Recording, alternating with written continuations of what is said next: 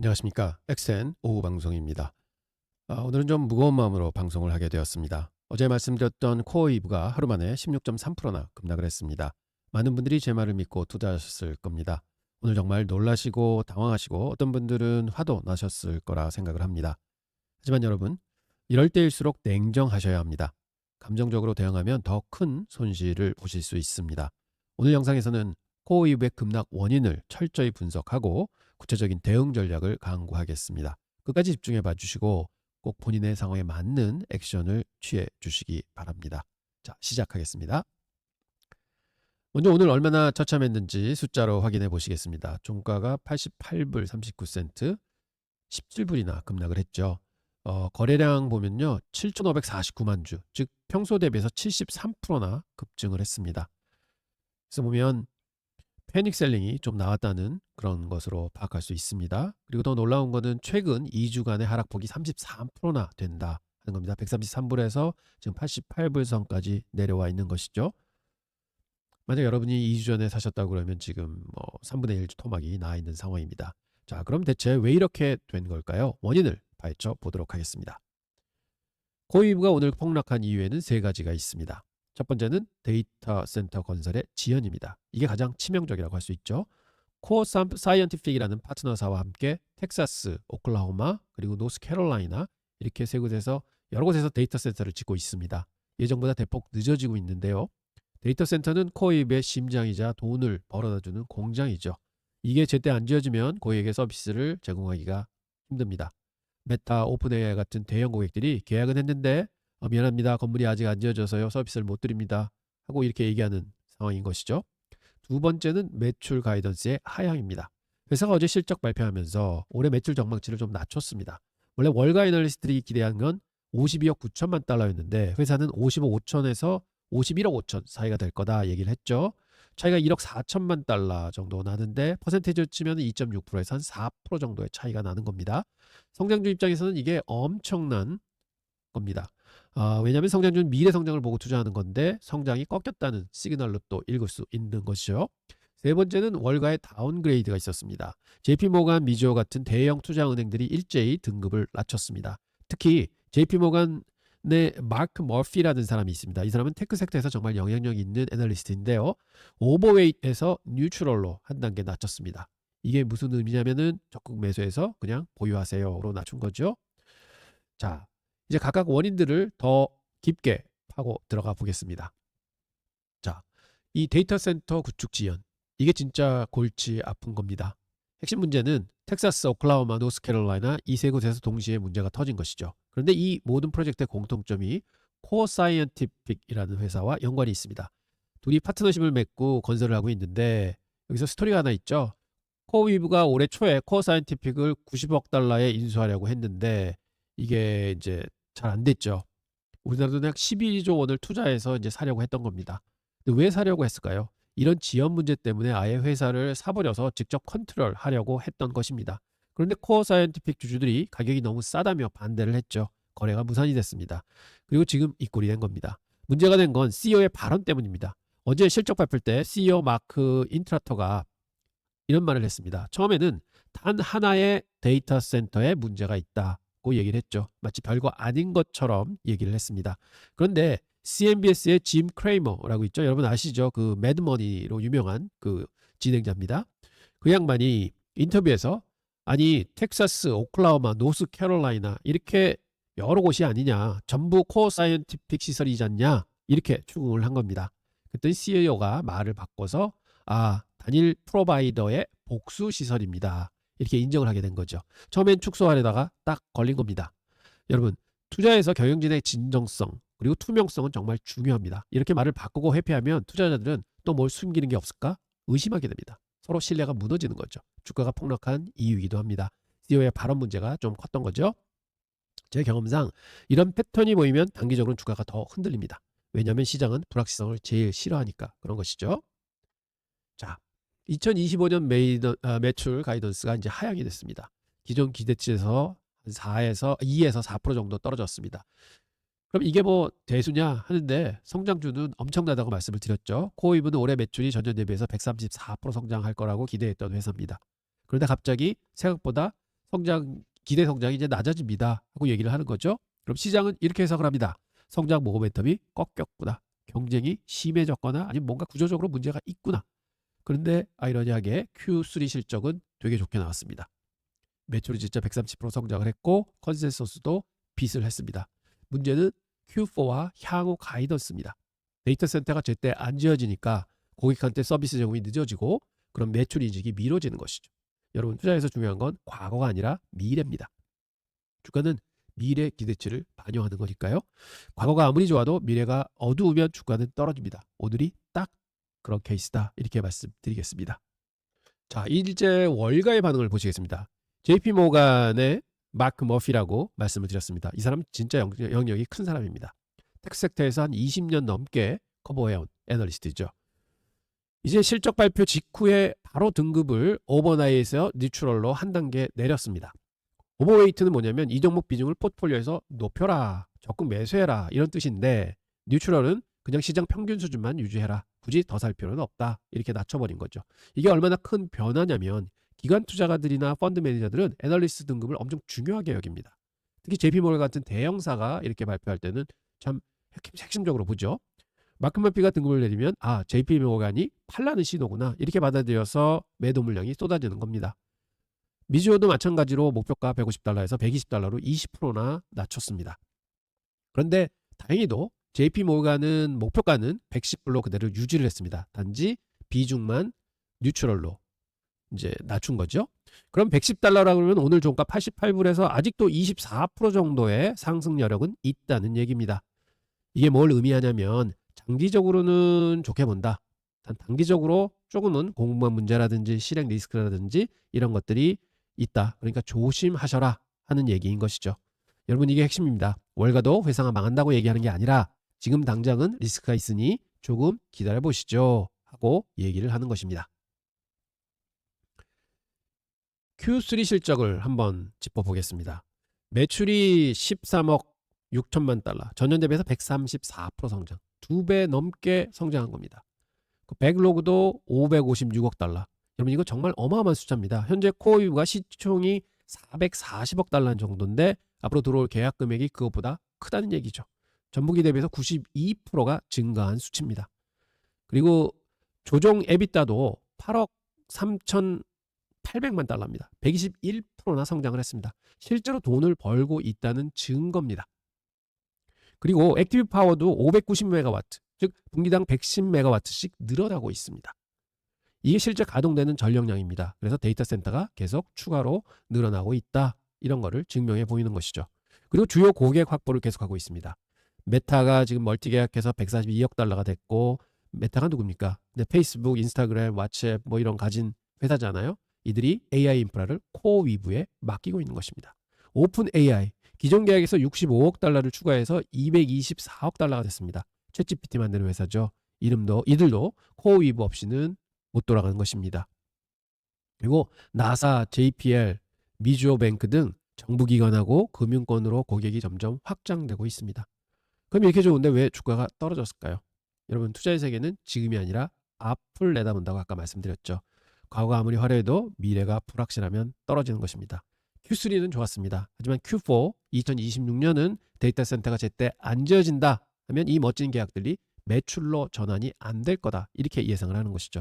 그래서 시장이 실망하고 걱정하는 것입니다. 성과는 좋은데 앞으로가 걱정이다. 이게 오늘 주가에 반영되고 있는 것입니다. 자, 그럼 앞으로 어떻게 될까요? 저는 세 가지 시나리오로 나눠봅니다. 낙관 시나리오가 있습니다. 25%의 확률이라고 생각을 하는데요. 목표가는 140달러에서 150불입니다. 오늘 종가 88불 기준으로 하면은 60에서 70% 상승 여력이 있는 겁니다. 이게 실현되려면 어떻게 돼야 될까요? 첫 번째는 코어 사이언티픽 문제가 금년 안에 해결이 돼야 되고 데이터 센터가 제때 완공이 되는 겁니다. 그러면 메타와 오픈 AI 계약이 본격적으로 매출이 일어나게 됩니다. 그리고 556억 달러 백로그가 실제 돈으로 들어오게 되는 거죠. 그럼 시장이 문제가 해결됐구나. 다시 믿어도 되겠다. 이렇게 되면 주가가 폭등을 하게 됩니다. 자, 중립 시나리오입니다. 50%의 확률이라고 보고 저는 이게 가장 가능성이 높은 시나리오로 보는데요.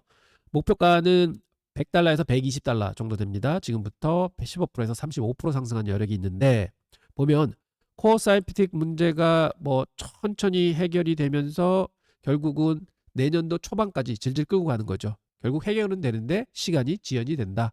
이런 상황이면 주가는 90달러에서 110달러 사이에서 한 3개월간 쭉 횡보를 할 듯합니다. 투자자들이 지켜보자 이런 태도로 계속 데이터를 지켜보겠죠.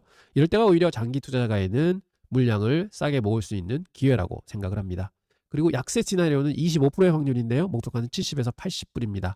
제일 안 좋은 시나리오인데 코어 사이팅 문제가 내년도에도 해결이 안 되고 더 나쁘게 다른 파트너십에서도 비슷한 현상이 일어난다. 뭐 데이터 센터 건설이 지연이 된다. 이런 게 발생을 하면 즉 고객사들은 코어이브를 못 믿겠다. 다른 업체로 갈아타자. 뭐 이렇게 계약을 취소하거나 축소하거나 할 수가 있는 것이죠. 하지만 이 시나리오는 가능성이 굉장히 낮습니다. 왜냐하면 코어이브가 이미 엔비디아의 GB300 같은 최신 칩을 최초로 배치하는 등 기술력을 검증을 했고 또 AI 인프라 수요 자체는 구조적으로 폭발하고 있는 상황이기 때문에 그렇습니다. 단지 타이밍이 문제일 뿐인 것입니다. 자, 극단적인 두 시나리오를 한번 비교해 보겠습니다. 낙관 시나리오입니다. 140달러에서 150달러. 이렇게 되려고 하면 결국은 아까 말씀드렸듯이 코어 사이언티픽 문제가 금년 안에 해결이 되고 데이터 센터가 정상적으로 지어진다. 그러면 백로그가 본격적으로 인식이 된다 하는 문제고요. 안 좋은 시나리오는 70에서 80까지 빠질 수 있다. 그거는 코어 사이언티픽 문제가 해결이 안 돼서 건설이 자꾸 지연이 되고 그러면 주가 파트너십도 지연이 되고 한다. 그러면 고객사가 경쟁사로 이동을 한다. 이러면은 큰 문제가 발생을 하는 거죠. 그렇지만 저는 이 확률은 굉장히 적다. 이렇게 보고 있습니다. 자, 그러면 현재는 제가 생각하는 거는 완전한 장밋빛 시나리오도 아니고 완전한 절망도 아니고 결국은 이 중간에서 시간을 두고 끌고 갈 거다 이렇게 예상을 하는데 그럼 우리는 어떻게 대응을 해야 될까요? 첫째는 어제 매수를 하신 분들 그럼 대충 90불에서 100불 사이에 매수를 하셨을 것 같아요. 그러면 평가는 뭐 2%에서 많게는 한 10% 정도 손실이 나 있으실 겁니다. 그렇게 되시면 계속 가지고 계시다가 70불에 도달을 한다. 그럼 50%를 추가로 매수하십시오. 근데 이때는 여유 자금이 있으실 때만 이렇게 하셔야 됩니다. 그렇게 되면 전체로 또 뭘 보셔야 되냐면 코어 위브 비중이 전체 자산의 10%를 넘으면 안 됩니다. 10% 이내에서 포지션을 가지셔야 되고 이렇게 되시면 결국 목표가는 어디다 두냐? 120에서 150불을 두시게 됩니다. 그러면 120불은 대충 손익분기점에서 한 20% 업된 수준일 테고요. 이때 되면은 1차 익절입니다. 그래서 결국은 반 정도를 팔고 원금을 회수하시고 그 다음에 150달러를 만약 히팅을 한다? 그럼 거기서 전체 물량 다 파시고 나오는 전략을 가지시면 될 것 같습니다. 그리고 스탑 로스는 65불을 책정을 합니다. 이렇게 되면 물타기에서 아마 65불까지 빠지면은 누적적으로 25%의 손실이 발생하게 됩니다. 그러면 25%는 뭐냐? 25%가 넘어가면 제 경험상으로 보면은 손실을 회복하는데 꽤 시간이 오래 걸린다. 그래서 이게 장기적으로 그 마이너스 권에서 머물 수 있다. 그래서 심리적으로 굉장히 불안하게 되는 거죠. 그래서 이런 걸 때는 일단은 팔고 다시 상황을 보고 재진입하는 게 옳다. 저는 이렇게 생각을 합니다. 그래서 65불이 스탑 로스 가격입니다. 여러분 중요한 건 감정에 휘둘리지 않는 것입니다. 계획을 세웠으면 기계적으로 실행하시고 손절선을 정해놨으면 무조건 지키시면 됩니다. 목표가 도달하면 무조건 파셔야 되는 것과 마찬가지입니다. 조금만 더 이러다가는 큰 손실을 보시게 됩니다. 자, 이제 아직 안 사신 분들 계실 겁니다. 만약에 신규 진입 한번 해볼만 하다 하고 희망을 가지신 분들이 계시다. 그러면 이런 전략을 한번 쓸 수 있겠습니다. 1차 진입은 85에서 88불 선에서 33%를 편입을 시키십니다. 그럼 이게 현재 단기 고점에서 한 34% 정도 조정받은 구간이거든요. 그러면 그렇게 가지고 계시다가 만약에 이게 10% 정도 떨어져서 75불에서 80불이 깨진다. 그러면 75불 선에서 33%더 진입을 하시고요. 그 다음에 만약에 70불까지 빠진다. 이러면 완전 패닉 매도 구간입니다. IPO 가격에 25불이었으니까 그 3배 정도 가격에 오는 건데 그럼 진짜 저평가돼 있다 보시고 거기서 3분의 1. 즉 만약 1000불을 사실 거다 하면은 330불, 330불, 330불 이렇게 나눠서 사시면 되고요. 그러면 이게 감정적으로 대응하는 게 아니라 이렇게 기계적으로 대응하시면서 빠질 때마다 물타기를 하시는 겁니다. 그리고 스탑 로스는 60불에 주시면 됩니다. 60불이 된다 하면 뭔가 우리는 모르는 심각한 문제가 발생을 하는 것입니다.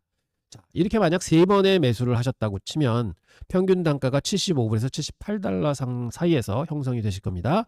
그러면 일단 목표 수익률은 50%입니다. 평단 76불에서 114불만 가도 50% 수익입니다. 그래서 1차는 114불 가시면은 반 정도 팔아주시고, 그 다음에 앞으로 한 6개월 내지 한 12개월 지켜보신다고 생각을 하고 너무 급하게 생각하지 마시고 천천히 물량을 잡으시기 바랍니다. 여러분, 이 전략의 핵심은 인내심입니다. 한 번에 다 사시면 안 됩니다. 떨어질 때마다 조금씩 조금씩 사시는 거 잊지 마시기 바랍니다. 그래야 평단이 낮아지고 심리적으로 안정이 됩니다. 스탑로스는 60불 꼭 지키셔야 합니다. 자, 전략을 세웠으면 이제 뭘 해야 하냐면 지속적으로 모니터링을 해야 되겠죠. 계속 기업을 관찰을 하셔야 됩니다. 상황이 변하면 거기에 맞게 대응을 해야 하기 때문에 그렇습니다. 저는 3개의 타임프레임을 나눠봤습니다. 단기적으로 보면은요, 코어 사이언티픽이 3분기 실적이 11월 중순에 있습니다. 그래서 그걸 한번 보시고 코어 사이언티픽이 어떤 건설 그런 거에 문제가 있는가 하는 걸 언급을 하는지 한번 보시고, 그 다음에 여기서 뭐 해결의 징조가 보인다 그러면 굉장히 좋은 사인이겠죠. 두 번째는 엔비디아 실적이 11월 20일 날 있습니다. 엔비디아는 AI 칩의 왕이죠. 여기서 AI 인프라 수요가 여전히 강하다 시그널이 나오면 코어 위브한테도 조금 도움이 됩니다. 그 셋째는 85불이 좀 이따 그래프 보여드리겠지만 85불 선이 이제 그 서포트 레벨입니다. 그래서 그게 사수가 되는지 안 되는지 좀 보셔야 되겠고요. 그 다음에 중기적으로 한 달 내지 3개월, 즉 연말까지 좀 보신다고 치면 Q4 가이던스가 상향이 되느냐 하는 걸 보셔야 되고, 만약 회사가 12월쯤에 데이터 센터 문제가 해결이 됐다, Q4 전망이 좋다, 이런 얘기가 나오면 주가는 아마 급등을 할 겁니다. 그때가 또 추가적으로 사실 수 있는 기회가 되지 않을까 이렇게 봅니다. 둘째는 코어 사이언티픽의 해결 타임라인이 구체화되느냐 하는 걸 또 보셔야 됩니다.